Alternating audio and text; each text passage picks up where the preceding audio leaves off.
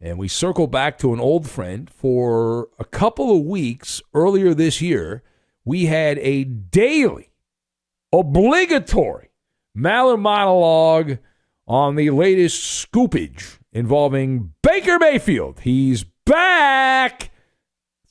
That's right. Yeah, he's back. Aren't you excited? You're not excited? So he broke his recent vow of silence, and he did an interview. And we have a chance now to parse some of the words that he said. I don't know if you heard this or not. Maybe not. You probably didn't hear it, but you might have seen a headline dancing around social media, and you might not have sunk your teeth into it. So let me give you the condensed version. So Baker Mayfield feels, quote, disrespected, unquote, by the Cleveland Browns because they traded for Deshaun Watson, the fan of the massage. He went on to say a 100%, he said, on a random podcast that was just released this week. Now, we actually have audio of some of what Baker Mayfield said here, because rather than me just give you the quotes just to prove that I am not making this up, that Baker actually did say these things, we will go to the audio tape. Here's Baker saying that he has no regrets about the way things happened there, but he did use the D word. I really, truly, honestly have no regrets of my time in Cleveland, of what I tried to give to that place. Right. And true Clevelanders and true Browns fans know that. I feel disrespected 100% because I was told one thing and they completely did another. That's what I'm in the middle of right now. And you know what? Okay, I got my taste of it because I've had 4 different head coaches in 4 years, a bunch of different coordinators.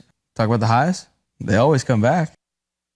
Yeah. All right. So he's really digging deep, isn't he? He's really digging deep on that. And like the flop house that he was living in there in Cleveland. All right. Here's more from Baker, and here he is talking about the desire to settle down in his NFL career. I mean, I had great times my rookie year. Like I didn't start in the beginning. I came in and got to have fun the back half of the year. 2019 sucked. 2020 was great. Made the playoffs. 2021 was miserable. It's like, yeah. I'm just looking for stabilization right now, and like I know what I need to do for me to be the best version of me, and to be able to lead an organization. And like, I'm in a good place right now. All right. So later on, in addition to that, Mayfield was asked about his future and where he might be playing. And he said the Seattle Seahawks were probably the most likely option for him. But he then went on to say, even then, no idea. He said, now Mayfield knows his salary. He doesn't have a team that really wants him, but he will be making $18.9 million.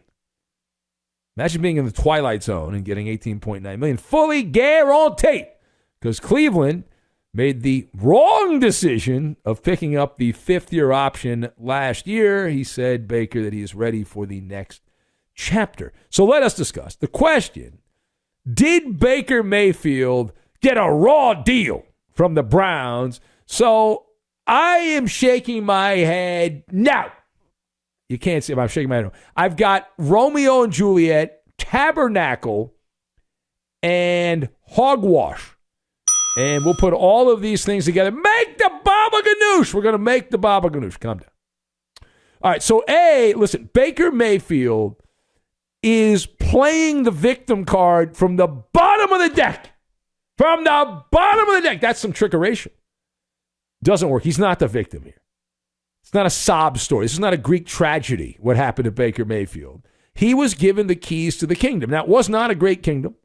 It was not. There were a lot of snakes growing around there and a lot of wild creatures and critters and whatnot around that kingdom. And under his guidance, the Browns' passing offense, which ultimately is the quarterback's job, the passing offense, has been the S word. Well, actually, the other S word, stagnant. But the word you were thinking of means the same thing. Mayfield was the number 1 overall pick. When you are drafted that high, the expectation is you're going to take the bull by the horns. You're going to get it done. And as we learned years ago, a fan of the arts, from Act 2 of Shakespeare's Romeo and Juliet, when Romeo said, I am no pilot, which is odd because there were no pilots back then. I guess that was a nautical term. Anyway, now that is Baker Mayfield in a nutshell. Baker is not the pilot. He's the co-pilot. He's not the guy running the ship. He's the first officer. He's not a captain. The Cleveland offense, you know and I know, and we don't pay a lot of attention about the Browns, but the Cleveland offense, when they rise and have success, it's because of Nick Chuba-Lub-Lub. That's who moves the needle in that offense. It's a team built around the running game, and you think of all the things a quarterback could want. Top-level offensive line. You want an above-average defense. You want good running backs. Check, check, check. And so with that, Baker Mayfield thinks that he somehow is, he's the one getting a raw deal. He's the one that's got to circle the wagons here. Now, part B of this, did the Browns disrespect Baker Mayfield? We'll have to bring back the Queen of Soul here, Aretha Franklin there, R-E-S-P-E-C-T, Cry Me a River. So it is a big weekend in religion this weekend. Well, we have Ramadan going on right now. We have Easter coming up. We have, if you're Jewish, you get Passover. Get the matzah ready. And Baker Mayfield, though he is visiting the church, it's actually the tabernacle.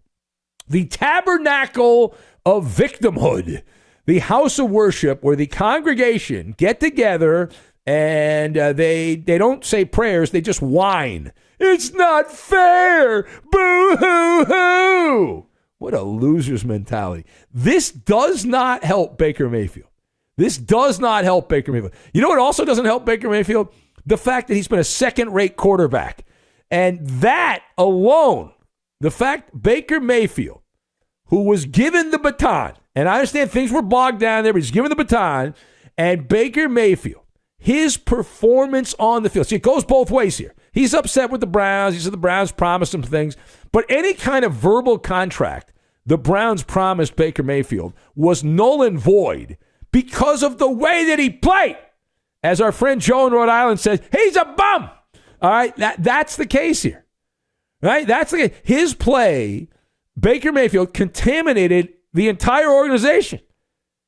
And we're outsiders, but what we know from the outside, teammates didn't like him. Check, check. And he was the problem. Odell Beckham was a stud with the Giants. He went to Cleveland, played with Baker Mayfield. He was an afterthought. He goes to the Rams and helps lead the Ram offense to the Super Bowl and is playing great in the Super Bowl, gets hurt. And all of that without Baker Mayfield. Had to use his father. Guys were using their parents. Grown men were using the patriarchs of their family to escape Baker Mayfield. And he has the chutzpah. He has the gall to say that he was disrespected by the Browns. If you're the starting quarterback of the team, and guys are deputizing their parents to get them off the team because of you, that's a problem. Now, Baker's a trash talker. He's a big talker. You knew right away that there were some issues here when he could not get over Colin Cowherd, our colleague here at Fox Sports Radio. They've had many back and forths over the years. And it's not like Colin played dirty with any of that. Keep in mind also Baker Mayfield, the famous incident when he was in college where he got chased down by a couple of police officers, which is also not a good sign for your escapability. But the biggest issue with Baker is he wrote big checks and he was unable to cash those checks. The way that he talked like an MVP. The reason he's on television doing all those commercials, he talked like an MVP. But he has played like a third-rate peasant. So look at the mirror on the wall. There's no free lunch. Lunch is not free. The Browns, now you do have a year where you're getting free money because you don't deserve the contract you're going to get this year. But you had the upper hand. You had a starting job in the NFL, top-notch offensive line, Baker Mayfield. You had a stud running back, couple of great running backs. You had an above-average defense. And you're somehow the guy that's the bad guy here? Come on. Or the Browns are the bad guy and you're the good guy? Come on. And I promise you right now, if Baker Mayfield had performed up to expectations, if he had bobbed and weaved and bam, just punched like that, if he had done that, then he would still be the quarterback of Cleveland. He failed to meet the expectation. He cracked. All right. And if he hadn't done that, he would have gotten one of those oversized cartoon checks. That's how this works. All right, last word here. So is Baker Mayfield clueless about his next move? He did reference that in this interview, this podcast interview. That is a cartoon, is what that is. That's Looney Tunes. It's also hogwash as well. Now, it's a smokescreen. I believe that Baker Mayfield has 3 doors with his name written on them. And his agents, the people on Team Baker, have worked the back channels through intermediaries there. They have spoken with liaisons of these NFL teams. Trust me, there's a plan.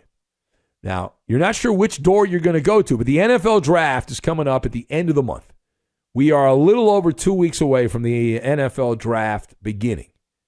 In fact, I think we're exactly 2 weeks away now, this being Thursday. So I think we're exactly 2 weeks away now from the NFL draft if my computer-like brain with the calendar gets updated. So, we're 2 weeks away. First round of the draft, then the rest of the draft Saturday and Sunday. Or Friday and Sunday, rather. So the NFL draft is the end of the month. That is put up or shut up time. That's the next big window. The week before the draft, the day of the draft, first round, second round, that's the big window. Will a team behind door number 1, named the Seattle Seahawks, flip the switch? Will they unlock the door and acquire Baker Mayfield for, I don't know, conditional third-round pick and some other draft picks? Will that happen? Now, door number 2, you have the teams that are wandering aimlessly through the Sahara Desert at quarterback. The Carolina Panthers, the Atlanta Falcons, the Houston Texans. You would think Pittsburgh would be there, but it's the divisional opponents, so probably not. So those are the other options. Then door number 3 is mystery team. Mystery team. Now that is dependent. Door number 3 to be unlocked is dependent on the Browns being unable to give Baker Mayfield a fresh start this weekend and getting terrible feedback from the other teams they try to trade Mayfield to. And so at that point, Baker Mayfield ends up getting his release, his walking papers, his pink slip. He takes a long walk off a short bridge, and Baker Mayfield then would be free to go out and make a casserole filled with dead presidents, and eat up the money. Of course, there won't be a ton of money there, but at that point, Mayfield will have options. If he wants to be a major domo for a good team and go to a team that's a contender like Green Bay or Buffalo or the Rams, somewhere like that. God forbid Tampa. I don't see that because of Tom Brady. But he could go to one of those good teams, be a flunky for a year. And for a guy with his ego, it would be tough to be a caddy and drive the golf cart for another quarterback. But stay tuned. The life and times of Baker Mayfield